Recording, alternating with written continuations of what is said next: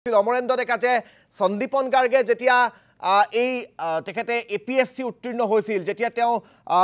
চাকৰি পাইছিল সেই চাকৰিটো তেওঁ ইডব্লিউএছ কোটাত পাইছিল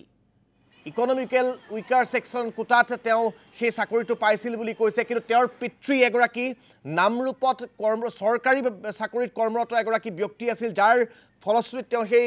কোটাত চাকৰিটো নাপায় সেই তথ্য প্ৰমাণ ইতিমধ্যে ৰাজহুৱা হৈছে সেইবোৰ বিষয়টো কিন্তু সন্দীপন গাৰ্গ এতিয়া জেৰাৰ সন্মুখীন হোৱাৰ বা তদন্তৰ আওতালৈ অহাৰ কিন্তু পূৰ্ণ সম্ভাৱনা আছে অমৰেন্দ্ৰ ডেকা হয় ৰাজদীপ হয় এই বিষয়টোলৈ যেহেতু এটা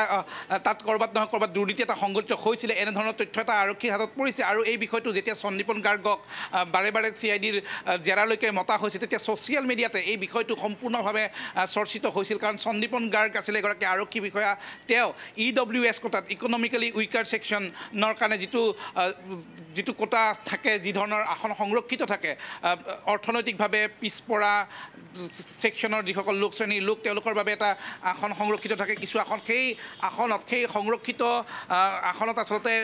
তেওঁ এই আৰক্ষী বিষয়াৰ চাকৰি লাভ কৰিছিল বুলি অভিযোগ উঠিছিল এপিএসসি পাইছিল বুলি অভিযোগ উঠিছিলে আৰু সেই অভিযোগৰ পিছতে দেখা গৈছিলে সন্দীপন গাৰ্গৰ বিৰুদ্ধে এই যি জেৰা চলি আছিল সেই জেৰাটো এই প্ৰসংগবোৰ নিশ্চয়কৈ আহিব তাৰ সমান্তৰালকৈ আৰু এটা কথা সন্দীপন গাৰ্গেই হওক বা যিকোনো আৰক্ষী বিষয়াই হওক তেওঁলোকে যেতিয়া বহিৰাষ্ট্ৰ এখনলৈ যায় তেতিয়াহ'লে তেওঁলোকে ঊৰ্ধ্বতন কৰ্তৃপক্ষৰ পৰা লিখিত পূৰ্ব অনুমতি ল'ব লাগে সন্দীপন গাৰ্গে সেই অনুমতি লৈছিল নে নাই তেওঁ আসলতে তেওঁ অকৰ্তৃত্বশীলভাৱে বাহিৰলৈকে গৈছিল নেকি বহিৰাষ্ট্ৰলৈকে গৈছিল নেকি এনেবোৰ প্ৰসংগ আছে কিন্তু মূল বিষয়টো হৈছে জুবিন গাৰ্গৰ মৃত্যুৰ সময়ত সন্দীপন গাৰ্গ সেই একেখন ইয়টত উপস্থিত আছিল লক্ষ্য কৰিব সেই ইয়টখনত উপস্থিত আছিলে সিদ্ধাৰ্থ শৰ্মা সেই ইয়টখনত উপস্থিত আছিলে অমৃত প্ৰভা মহন্ত সেই ইয়টখনত উপস্থিত আছিলে শেখৰজ্যোতি গোস্বামী তাৰ সমান্তৰালকৈ ইয়টখনত উপস্থিত থকা আন কেইবাগৰাকীও প্ৰবাসী অসমীয়াক ইতিমধ্যে আহি সিআইডিৰ কাৰ্যালয়ত হাজিৰ হ'বৰ কাৰণে তেওঁলোকলৈ আহ্বান জনোৱা হৈছে তেওঁলোকলৈ তলব কৰা হৈছে ৰাজকমল নামৰ যিগৰাকী প্ৰবাসী অসমীয়া তেওঁ ইতিমধ্যে আহি